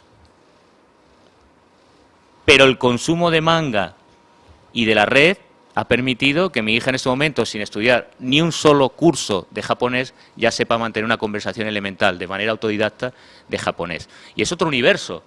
Y eso no significa que esté renunciando a su identidad, significa que está reconstruyendo su identidad cultural con otra cultura y patrón, que dicho sea de paso, también es milenaria, rica, interesante en términos culturales. Entonces, esto puede dar lugar a nuevas transculturaciones y a nuevas hibridaciones, pero yo es que soy partidario de la transculturación. Y estamos en un país, en Cuba, que como explicaba Fernando Ortiz, es un lugar claramente transculturación. Por eso la riqueza que tienen gastronómica, musical, cultural, de fenotipos, de identidades múltiples y descentradas. Entonces, eso no lo veo problemático. Desde el punto de vista de política de Estado y política nación, de política cultural, claro, a nivel macro debería haber una política para no solo preservar y mantener, sino también para impulsar la identidad colectiva cubana en las redes en esos términos. A nivel individual, bueno, esos cambios se están dando, se están reconfigurando. No sé, en el caso de Cuba, imagino que no tanto como en España. En España es muy fuerte esa reconfiguración de las nuevas generaciones en la construcción de otras identidades. Tan fuerte que el consumo de televisión de estos jóvenes es nulo, muy bajo. Y sin embargo el de la red es altísimo. Esto se ha dado en los últimos 10 años. Ha habido un cambio acelerado. Ha habido intento de los grandes medios masivos, de radio, de televisión, de capturar o reenganchar a estos jóvenes, pero no. Hay varias condiciones: la interactividad, la apropiación, la sincronía, la autonomía, la autogestión de contenidos que nunca va a poder ofrecer, aunque la TDT, nosotros tenemos televisión digital, junto con Inglaterra fuimos los primeros países en televisión digital terrestre, podríamos tener una televisión interactiva, sería factible, pero eso implica inversión y el capital privado no ha querido, y el Estado no ha obligado a que tuvieran una televisión interactiva a la carta, que permitiría que a través de la televisión hubiera consumos también interactivos y construcción de política de Estado, de política nación. Pero como está en manos privadas, no hay ese tipo de estímulos que sí tienen los jóvenes en unas pantallas. Entonces los jóvenes no quieren escuchar, quieren hablar, y quieren construir, y quieren apropiarse contenido. Yo no lo veo problemático, aunque muchos colegas y autores consideran que esos procesos de aculturación es una pérdida de identidad. en una visión crítica, yo creo que las identidades no son fijas, siempre han estado abiertas y siempre han estado renegociadas, ¿no? Nunca se pierden una lengua, una identidad y una memoria colectiva, ¿no? Puede tener mayor o menor presencia, depende de la fortaleza de la cultura y de los modos de consumo, de las prácticas de consumo. Sí, Pascual Serrano ha hablado de la jibarización de la información, bueno, en su último libro al respecto. La cultura de la cooperación, y esto de lo que usted ha hablado, ¿cuánto cree que ha contribuido esta cultura de la cooperación a esa jibarización de la información y que también, bueno, implica el uso de los nuevos medios y de las redes sociales? No soy muy partidario de las redes sociales y de Twitter, por ejemplo, especialmente, ¿no? Por lo de la jibarización. Cuando hablaba de la balcanización del espacio público tiene que ver con esto, ¿no? Con una tendencia a la inmediatez y rapidez. Es una tendencia a la evolución de la historia de la comunicación. La historia de la comunicación siempre ha sido la superación de los límites espaciales y temporales. El problema es que cuando aceleras esa superación de los límites puedes perder de vista tus anclajes territoriales, puedes perder la noción del tiempo y el espacio. Que dicho sea de paso, es el delirio, es la pérdida de referentes, es la pérdida de memoria, la pérdida de sentido. Entonces yo soy partidario cada vez más de tiempos lentos, de slow information, de procesamiento de la información en profundidad, con calidad, y esto va en contra de Twitter y de la jibarización, de la reducción a la mínima expresión de la información, que es la reducción en cantidad, en términos de novedad, de carácter informativo, pero también es la aceleración máxima de la velocidad. Entonces, cuando uno tiene mucha velocidad y poca información, es el reino de la banalidad, de la insignificancia. Claro, esto plantea un problema. Cuando hablaba de la balcanización, porque mucho de lo que prolifera en la red, también en la cultura blog, es justamente el reino de la insignificancia, es la información actualizada al minuto, saturada de, diría, lugares comunes, pero con poca significatividad. Entonces aquí hay que hacer una crítica, y en ese sentido sí comparto lo que señala Pascual Serrano o Ignacio Ramonet, que son muy apocalípticos en su visión, pero hay una cosa que es cierta, que esta lógica de velocidad de escape del tubo del capitalismo, de la información en tiempo real y acelerada, no permite procesar de forma inteligente, tanto para quien produce información como para quien consume información. Y aquí sí la culturación es problemática, porque la gran cantidad de información, yo hablaba antes de la ciberguerra, lo que no señalé en estas estrategias de ciberguerra es que una de las premisas es que la información sustantiva o sustancial, salvo que nos enteremos por Wikileaks, no está. Ahora, la banalidad de datos de incidentes, violencia, elementos en la primavera árabe, todo lo que quieran. Las características de los bombardeos, tipo de armamento, estructura militar, desplazamiento, todo lo que quieran. Pero claro, eso no revela la esencia, la caja negra, diríamos, es lo que Marx denominaba en el periodismo. Como saben, Marx era un gran periodista, la lógica del escamoteo. ¿Qué es la lógica de escamoteo? Que lo sustantivo, lo sustancial no está. Y muchas veces la proliferación de la cultura Twitter, de esta forma jibarizada de información, es que lo sustancial, lo sustantivo no está. Y aquí no podemos hacer tabula rasa, evidentemente hay formas de acceso a las redes sociales que nos aportan información. Cuando hablaba de slow information, en realidad estamos hablando de un problema de ecología de la comunicación. Estamos con colesterol de información. Tenemos un exceso de información. Pero como saben, el colesterol implica que no circula. Lo que da vida, lo que permite reproducirnos, lo que garantiza nuestra estabilidad física, no circula porque se colapsa. Tan saturada esta información a velocidad, tiempo de escape, que esa jibarización en realidad obedece a que no es sustantiva, a que es lógica del escamoteo, a que no se da la información sustancial. Y por eso la reivindicación de la ecología implica que hagamos una reflexión sobre cantidad de información, sobre necesidad de información y sobre equilibrio en la información. La sobresaturación es el correlato de la información jibarizada. Y es un problema real que tenemos hoy día.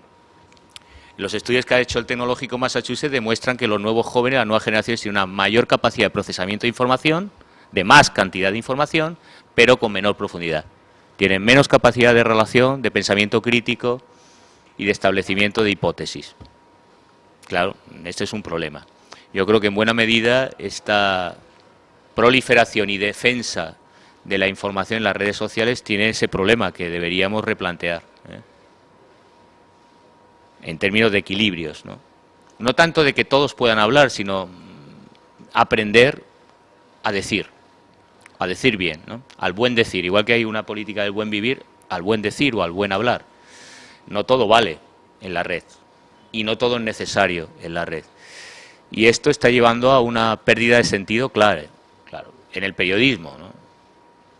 Yo tengo muchos colegas de la Asociación de Periodistas Digitales en España que su objetivo es número de seguidores y cuanto más postean y más información meten, mejor, son mejores, actualizan al minuto. Bueno, pues a lo mejor no. O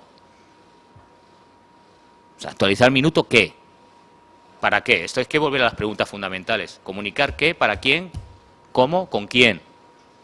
Pues claro, comunicar por comunicar, esto en términos psicoanalíticos tiene una lectura, ¿no? Esta compulsión esquizoide de generar discurso, esta verborrea, esta hemorragia verbal, pues muchas veces no contribuye en buena medida a nada, en términos de cultura democrática, en términos de avance. Y les recuerdo que el concepto de definición de información es algo que introduce novedad para transformar el entorno, contexto o sistema. La repetición, la redundancia o la aceleración de la transmisión de información impide procesamiento, impide significatividad, por tanto no está cumpliendo su función. Y esto exponencialmente se ha incrementado de manera notoria y plantea el problema que yo les intentaba resumir como balcanización, que en realidad es fragmentación en el que todos hablan y nadie escucha a nadie. Pero a un nivel micro implicaría sobresaturación de información que no es procesable por una cultura, por un país, ni por un sujeto, ni por un receptor. Entonces esto puede parecer que suena a censura, pero habría que discutir exactamente qué necesitamos como país, como cultura, como región, como sector. Resulta que a lo mejor hay sectores donde no hay información y es necesaria, y no se está produciendo, y otros en los que hay una abundancia, ríos, que no aportan nada significativo, al contrario, generan caos, y saben que es una propiedad de la información, generan ruido. La técnica propaganda de Estados Unidos en la guerra es generar ruido. Cuanto más ya no censuran, cuanto más información, mejor. Y ahora la sustantiva, esa no aparece en ningún lugar. Se puede enterar por los cables de Wikileaks, pero si no, los sustantivos no lo van a entender, ni van a acceder a ello. Bueno, hagamos una reflexión. Es decir, cuando estamos reivindicando la ecología de la comunicación, el slow information es evitar esta jibarización, que en efecto se está dando. Pero también habría que criticar al propio Ramonet o a Pascual Serrano que hay formas como Mediapart o medios digitales que han surgido en Francia y que han sido los que han revelado los casos de corrupción de Sarkozy, de L'Oréal, han hecho periodismo de investigación y han canalizado lo que los grandes medios, Le Monde, Le Figaro, no han querido publicar. Por tanto, también es verdad que desde la cultura digital se han podido ofrecer nuevas formas de periodismo. En el caso, por ejemplo, de España estamos viviendo formas cooperativas, periódicos surgidos entre profesionales que han sido despedidos de las grandes empresas periodísticas, recuperar el periodismo de investigación, el periodismo de datos que nos hacía, el cruce de base de datos para revelar, por ejemplo, los intereses económicos de los propietarios de sectores estratégicos de la economía nacional. Eso ha sido posible con las nuevas tecnologías, con la nueva información. Eso sí sería lo que Marx denominaba periodismo sustancial, frente a la lógica del escamoteo, que es dar mucha información jibarizada, reducida, redundante, que no aporta nada. Entonces, yo no soy partidario, tengo cuenta en Twitter, tengo cuenta en Facebook, en Twitter soy radicalmente contrario y no entiendo los compañeros que están todo el rato tuiteando porque lo puedo entender para hacer una gincana, pero para hablar de cosas significativas y sustantivas no son válidas, ¿no? El problema es cuando la gente ya informa con el modelo matriz Twitter, pues me preocupa. No soy contrario radicalmente, simplemente no soy partidario, no lo utilizo y no creo que sea el modelo a seguir. Creo que cada vez tengo más claro que hacer periodismo hoy día y hacer información implica tiempos lentos e implica mayor reflexividad sobre qué publicamos y por qué. Y este elemento, que pocas veces se ha discutido en los modelos tradicionales de la industria periodística masiva, hoy es urgente tomar en consideración ese elemento para evitar cierta banalización del discurso en las redes sociales, que se da mucho. Profe, en Cuba se está dando una realidad que cada vez es más palpable, de una división entre personas conectadas y personas desconectadas. El desconectados lo pongo entre comillas porque hay otras formas de conectarse y de que llegue la información. Sin embargo, la conectividad de un grupo, creo que alto, no el necesario, pero alto de la población, vamos a decir periodistas, centros universitarios, redes clandestinas, hacen que las personas reconfiguren sus formas de socialización. Vamos a hablar de Twitter, de Facebook, los mismos blogs, que hoy estamos muchos reunidos aquí porque producimos contenidos en blog y entonces nos hemos conocido por esos lugares, intercambiamos entonces un discurso y un conocimiento afín o diverso, pero entroncado en una misma raíz de necesidad de expresión. Entonces, ¿cómo usted considera, y si tiene algún ejemplo parecido en el mundo, de que puedan influir estos procesos de socialización, nuevos procesos de socialización en una sociedad como la cubana, cuando está existiendo entonces una parte desconectada que no llega a estos contenidos, que no incluso participa en estos debates que se producen, y entonces otra parte de la población conectada, avanzada en los debates que se están haciendo y además produciendo contenido alrededor de estas realidades? Yo creo que el caso cubano es único, no creo que pudiera ser parangonable a ningún otro, pero sí voy a empezar por una anécdota para que vean un poco la idioticia académica, ¿no? Yo llevo trabajando como 10, 12 años sobre TICs, sobre cultura digital, medios. Hicimos varios proyectos de investigación sobre ciudadanía digital, accesibilidad, políticas públicas, desarrollo y su impacto en la economía y el desarrollo local.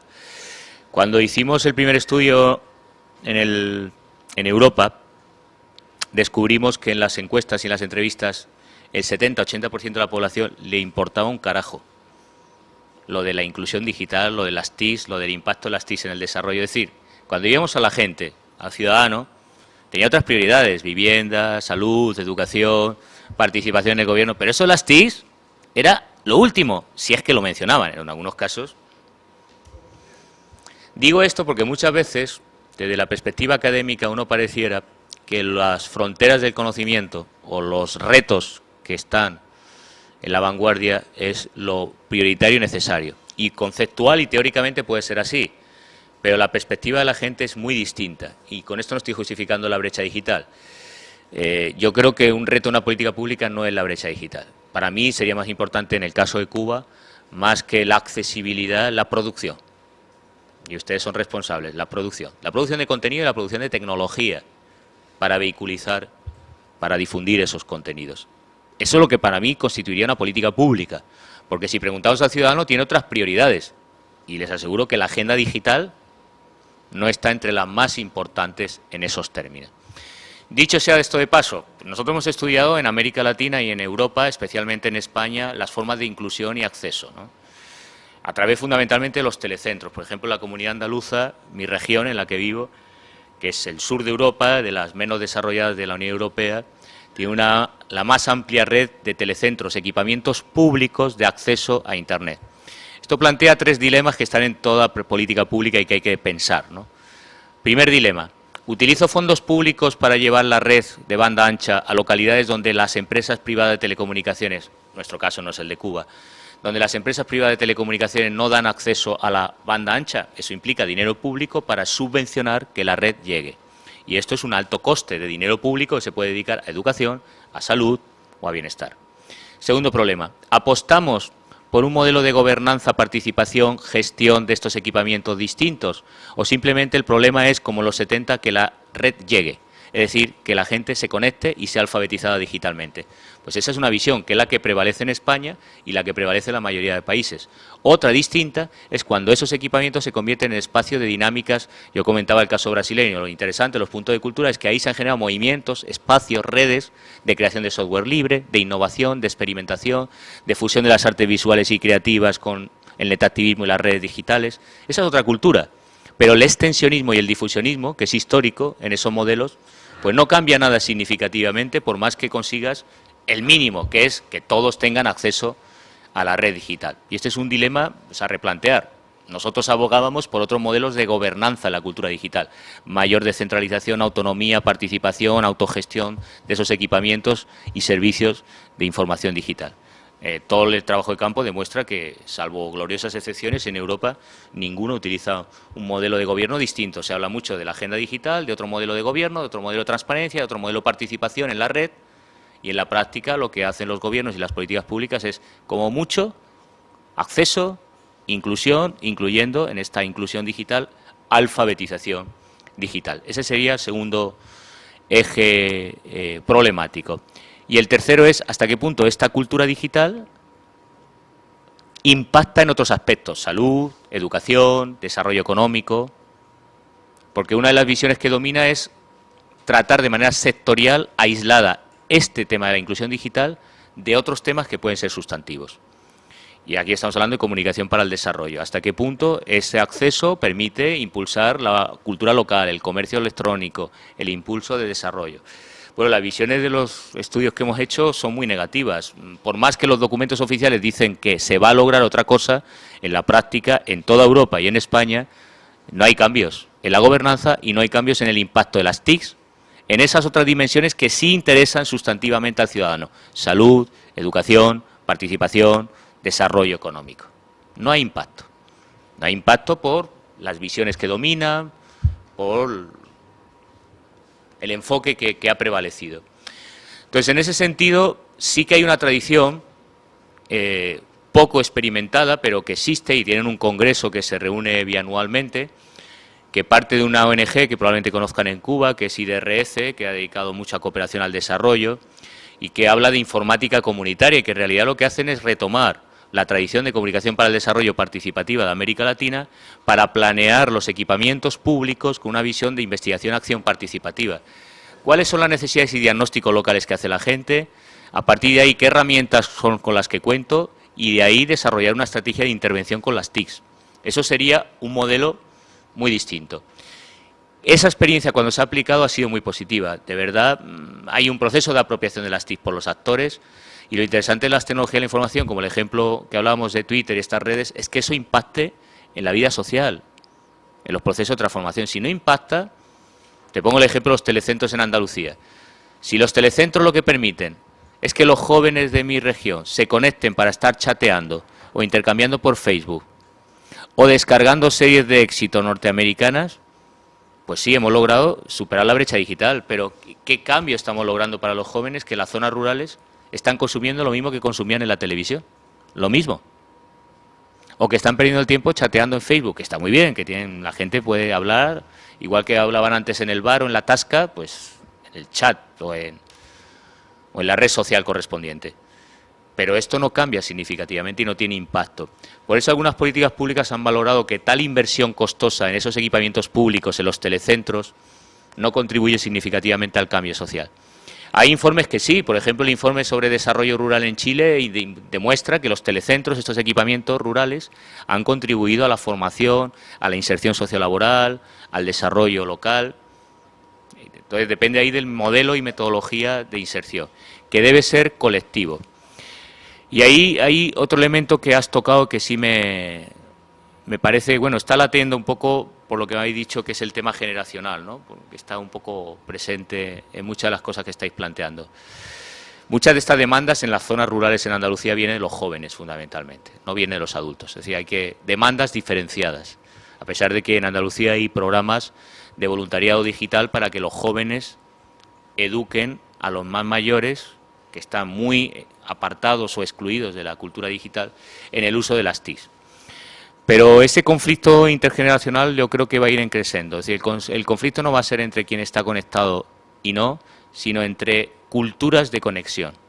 O sea, la guerra a las pantallas de la que habla alguna colega discípula de Castells en Cataluña es una guerra en parte generacional porque tiene que ver con las competencias y usos entre quienes producen y hacen aplicaciones y desarrollos creativos de la red y entre los que, perteneciendo a otra generación, hacemos un uso instrumental y de consumo, básicamente, no expresivo. Y esa realidad está ya. Hay estudios, por ejemplo, en algunos países interesantes, ¿no? Significativos. Fíjate en la anterior cuestión que me planteabais, ¿qué futuro plantea América Latina? Yo creo que también es positivo por el tema generacional, por la gran cantidad de gente joven que hay. Evidentemente la gente joven tiene más capacidad de adaptarse al nuevo entorno digital que la gente mayor, porque la gente mayor, aunque domine el lenguaje y los usos, son usos muy instrumentales. No tienen la estructura mental o la ecología cultural, la ecología cognitiva de lo que es la red y de lo que es la lógica hipertextual, la lógica del vínculo. Entonces esas diferencias para mí no van a ser entre quienes están conectados, que ese es el problema de Cuba, y entre los que no están conectados. Yo creo que va a ser entre quiénes desarrollan todas las competencias y potencialidades, que van a ser probablemente los más jóvenes, y quiénes hacen un uso instrumental y reducido, limitado, de la nueva cultura digital. Que es difícil porque tiene que ver con generaciones y consumos muy distintos, ¿no? muy diferentes. Entonces ahí sí que va a haber un problema. Yo soy partidario de los equipamientos públicos y de los laboratorios, los Media Labs. Lamentablemente la política pública en España y Europa, esto brilla por su ausencia. Cuando ha habido este tipo de espacio ha surgido la propia sociedad civil de forma autónoma, apropiándose de espacios públicos, de equipamientos y construyendo espacios de experimentación. Verdaderamente desde el socialismo todavía no se ha podido producir realmente un modelo de comunicación, de prensa, que pueda de alguna manera encaminarse hacia esos principios, hacia ese mundo que usted nos abre, que nos ha abierto, ¿no? Y creo que tiene que ver fundamentalmente con políticas públicas. Me gustaría mucho que usted se refiriera a esto. La otra cosa que le quería comentar tiene que ver con el hecho de que la participación o no en las redes sociales o cómo se asoma uno a este mundo, a veces tiene que ver también con el contexto histórico y con el contexto político. Por ejemplo, en América Latina hay proyectos como Chávez Candanga, que fue prácticamente la colonización de Twitter o de otros espacios de las redes sociales frente a la imposibilidad de un gobierno como el del presidente Chávez para ocupar los medios y para construir su propio modelo. Y entonces, si no hubieran tenido esos espacios, si no hubieran empoderado a su población, a sus bases, sobre todo para estar en esos espacios, producir sus tecnologías, desarrollar toda una política en torno a esto, yo creo que, por ejemplo, no hubieran ganado las elecciones, hubiera sido muy difícil. Tuvimos, por ejemplo, la experiencia que se medía aquí de cuando Chávez enferma, que se desaparece del espectro público, sin embargo mantiene su conexión con sus bases a través de Twitter y gana 20 puntos en las audiencias. Ahora estamos viendo otra cosa, pero evidentemente tiene que ver con una situación particular, histórica, de un país que no es lo óptimo, que tiene que caminar hacia lo que usted dice, pero ahí está. En el caso de Cuba pasa una situación, o sea, hay una situación similar. Yo le pudiera decir, por ejemplo, que en estos momentos Estados Unidos está invirtiendo mucho más para intervenir el ámbito o las redes digitales que el propio gobierno de Cuba, porque no puede o porque a veces no tiene ni las políticas públicas coherentes definidas en torno a esto, ni tiene los recursos. Y ha pasado históricamente con Cuba y Estados Unidos en estos temas la lógica del criminal que le dice a la víctima, tú eres el asesino, ¿no? O sea, cierra por una parte y por otro lado invierte con un carácter instrumental e intencional en estos escenarios, al punto, bueno, también está aprovechándose de otra circunstancia histórica, y es que increíblemente Cuba a finales de los 90 tenía una política, un pensamiento que está en todo el pensamiento de Fidel, de las TICs, del acceso a las TIC como la posibilidad del acceso pleno al conocimiento, con toda una, realmente estimulando el pensamiento crítico frente a las tecnologías, reconectándose incluso con valores fundacionales de la revolución, etcétera, y que después de alguna manera se ralentiza, se pierde, un poco que se extravía. Y gracias a eso hay una intervención del Estado para preparar a los jóvenes en el uso de las tecnologías, y justamente este es el escenario que podría haber sido nuestra fortaleza si hubiese tenido una continuidad de esa política, donde está interviniendo Estados Unidos, porque presiente que nuestra fortaleza es probablemente ahora nuestra mayor debilidad, ante la ausencia de esas políticas que puedan construir un modelo, al punto de que aquí los compañeros podrán hacer la historia de cómo un oficial de la embajada norteamericana intervino con su cara de buena gente en una reunión de blogueros, porque por supuesto ellos son ahora los Reyes Magos los que están trayendo. Entonces han dirigido hacia estos escenarios de las redes sociales justamente sus estrategias, y nos presentan a una figura como Giovanni Sánchez como agente del cambio, y nadie rasga las vestiduras, y ellos saben perfectamente que Giovanni no tiene realmente ni una ascendencia, ni un interés realmente de dirigir nada en Cuba, sino que es parte de todo ese proceso del que usted hablaba. Entonces, es muy complejo y me gustaría su reflexión, porque también si nos desconectamos de la circunstancia histórica no entendemos nos gusten más o nos gusten menos las redes sociales, a mí no me gustan tampoco tantas, pero por ejemplo a través de Twitter ha sido para mí fundamental para actualizar Cuba Debate, porque nosotros no tenemos grandes canales, pero ahí está todo el mundo con sus titulares, está la gente. Sin Twitter probablemente no nos hubiéramos enterado de lo que le pasó a Correa en aquel golpe de Estado. Es decir, no es un problema de satanización, es un problema de reflexibilidad, como usted lo ha llamado aquí. Bueno, varias cuestiones, ¿no? Una fundamental que es un déficit histórico, decía Bertolt Brecht, que primero es el estómago y luego la moral, ¿no? Claro, ¿por qué es secundario la política cultural o las políticas de comunicación? Pues porque para la izquierda, para un pensamiento crítico, la prioridad está en otro ámbito. Esto no significa que debamos dejar de lado, al contrario, he abogado porque creo que un déficit, y en eso estaría de acuerdo, no por falta de prácticas. Si uno analiza las experiencias de autogestión en Yugoslavia de medios de comunicación, la tradición de medios comunitarios y populares en América Latina, la tradición de políticas de Estado de información en la Unión Soviética, de impulso, hay políticas. Que es verdad que no ha sido una prioridad estratégica y que hay un déficit que todavía estamos padeciendo en la izquierda de una falta de visión, no diría estratégica, diría más bien de conceptualización más amplia y alternativa de la comunicación, en efecto, son debates que vienen de los 60 y 70. Ahora, por ejemplo, reeditaron un texto de Armand Matelar en Argentina sobre ese debate de qué debía hacer la izquierda. Es simplemente nos apropiamos de los medios y cambiamos el discurso, es decir, nuestro discurso es emancipado y por tanto ha cambiado, o habría que también transformar las estéticas, las narrativas, las formas de expresión. Y creo que en ese sentido todavía seguimos con una visión muy instrumental, inevitablemente por las condiciones históricas y por el desarrollo. Y aquí hay que hacer varias críticas. La primera también del propio campo académico. Hemos hecho una reflexión a fondo, una crítica y una formulación de alternativas.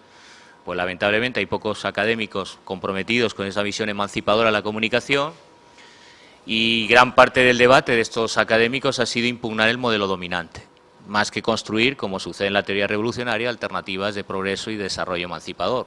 Es un proceso que se ha dado en todos los órdenes de la visión crítica de la comunicación, pero hay trabajos, ¿no?, poco conocidos, por cierto, en el ámbito latino, de algunos discípulos de la Escuela de Frankfurt, como Oscar Neck, para hablar de, por ejemplo, opinión pública oposicional. ¿Qué es una opinión pública oposicional? ¿Qué es una agenda ciudadana en comunicación? ¿Qué son alternativas de modelos de organización? Estaría de acuerdo que ahí tenemos un déficit de avanzar propuestas alternativas. La segunda limitación tiene que ver con el tema que señalabas de la desconexión. Voy a poner el propio ejemplo de España, que como saben muy bien no lo estamos pasando muy divertido, ¿no?, en estos últimos momentos. Estamos pasando francamente mal. Y hay debates dentro de la izquierda. Algunos reivindicamos que la mejor fórmula es dar un paso atrás para dar dos pasos adelante, es decir, salir de la moneda única y desconectarnos.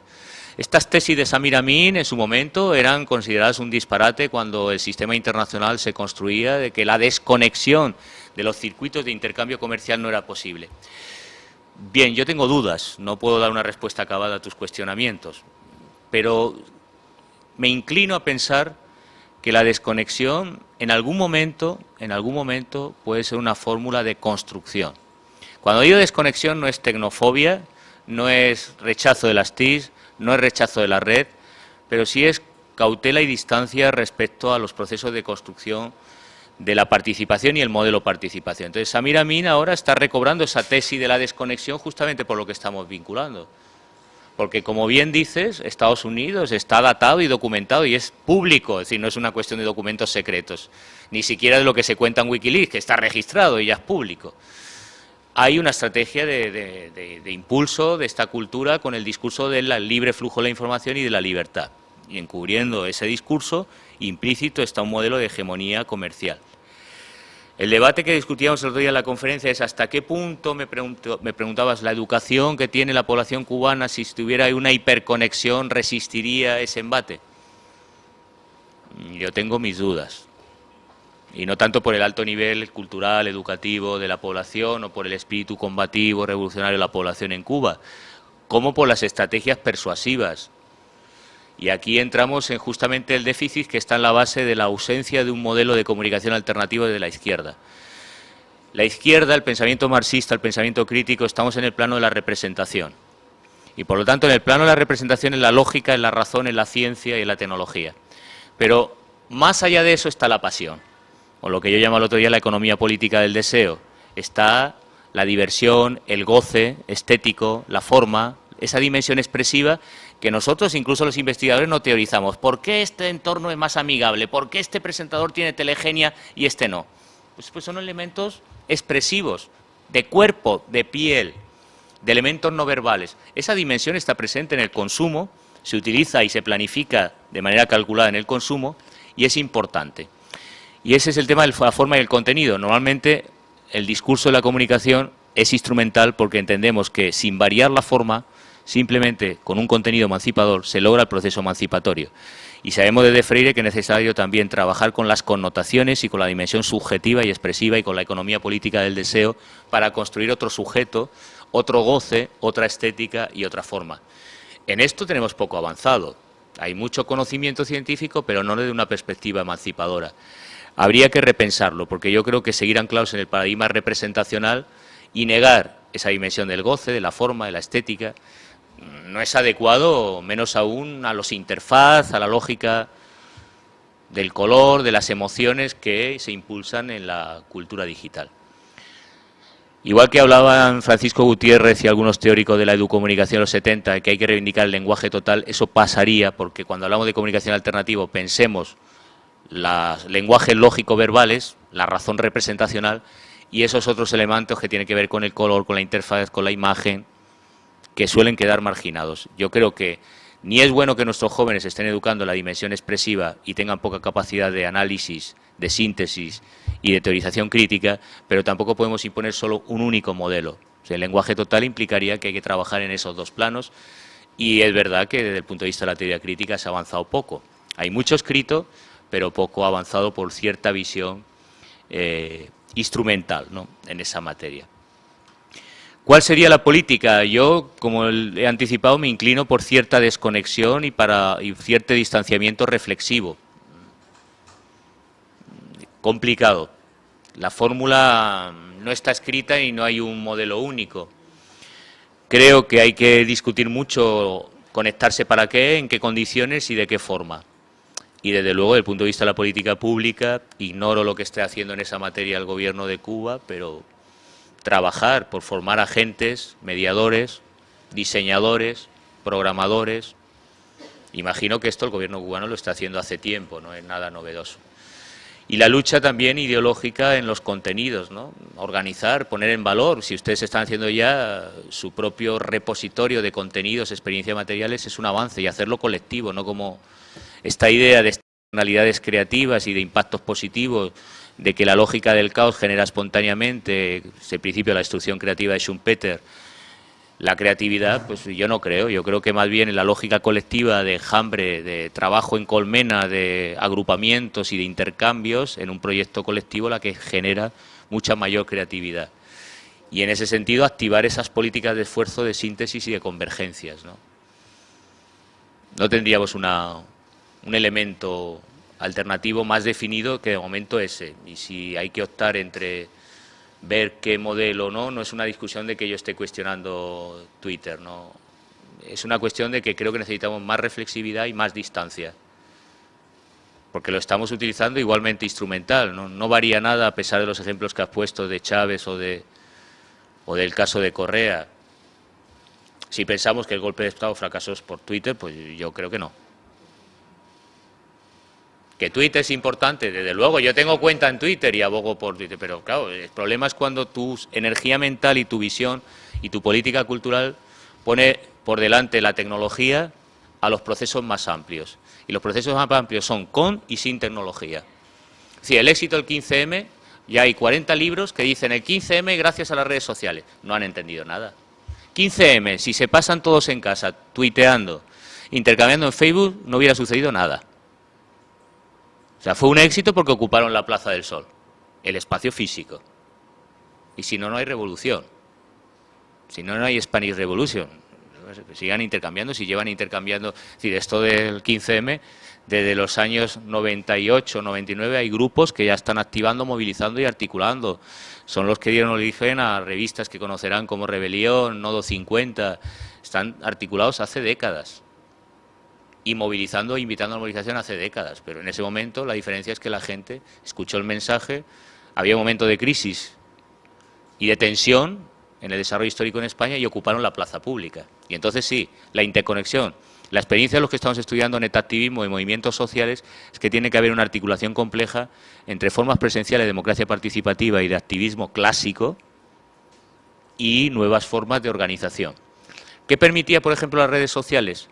Formas deliberativas más amplias y cruzadas y más ricas, que la asamblea física en la plaza pública no da, pero que una red social como la que creó 15M como N1 sí permitía. Cruces, mayor participación, mayor intercambio, mayor reflexividad, mayor potencia de intervención. Pero a la vez, presencialidad en la plaza pública, con los cuerpos, con las mentes, con los carteles, con la acampada. Si no, no hubiera sucedido nada en España, evidentemente. Porque de hecho ya llevaban en la red movilizándose una década atrás. Solo cuando ocuparon la plaza de la Puerta del Sol hubo un cambio. Entonces, estoy de acuerdo en que no hay que minusvalorar esas redes sociales, que no son alternativas, sino complementarias, y que todo pasaría por una visión de política pública y de conjuntos sociales. Cuando digo conjuntos sociales, también hay una proliferación de los movimientos sociales de tener su web, sus espacios, y dicho sea de paso, utilizando herramientas muy lineales, muy jerárquicas y poco dialógicas, ¿no? Correo de distribución, redes, es decir, que al final no varía el modo de comunicación de la radio comunitaria y de la televisión que tenían antiguamente. Entonces, establecer modelos mucho más autogestionados, abiertos, participativos, dialógicos es importante, pero siempre y cuando esto se complemente con otros procesos de movilización que son, a mi modo de ver, mucho más importantes. Sin ellos no sería posible. Y ahí valorar. Cuando hablamos de reflexividad, nosotros hicimos el primer estudio con jóvenes de movimientos sociales en Andalucía y descubrimos que ninguna organización juvenil pensaba qué prácticas de comunicación tenía. Es decir, no había evaluación de sus propias prácticas de comunicación, no discutían qué herramientas ni para qué. Cuando hablo de reflexividad o de la desconexión es pensar el para qué, no decir de antemano vamos a utilizar Facebook, vamos a utilizar Twitter. Habrá que ver por qué. Porque hay un elemento que no he explicado antes y es que es el capital. Hablabais antes de capital cognitivo. Antes que el capital cognitivo, antes que el capital económico y antes que el capital simbólico, está el único capital que tiene el ser humano y que no es acumulable, y que es el tiempo. Y por tanto, el comunicar qué para qué, pues evidentemente eso implica un coste de energías mentales, afectivas, temporales, que hay que tomar en cuenta. Porque la gente, mientras está mandando por el Twitter, no está dialogando con la gente, no está conversando, no está discutiendo políticamente o no está leyendo. Es así. Yo lo veo con mis alumnos, están conectados el tiempo todo, pero no tienen tiempo para distanciarse de lo que desarrollan en su práctica de comunicación. Entonces, una práctica que se hace en el currículum de alfabetización digital elemental es esa, hacer un cuaderno bitácora, una guía de qué prácticas de comunicación desarrollamos, para que los jóvenes aprendan qué hacen y cómo lo hacen, y sobre todo el por qué y para qué.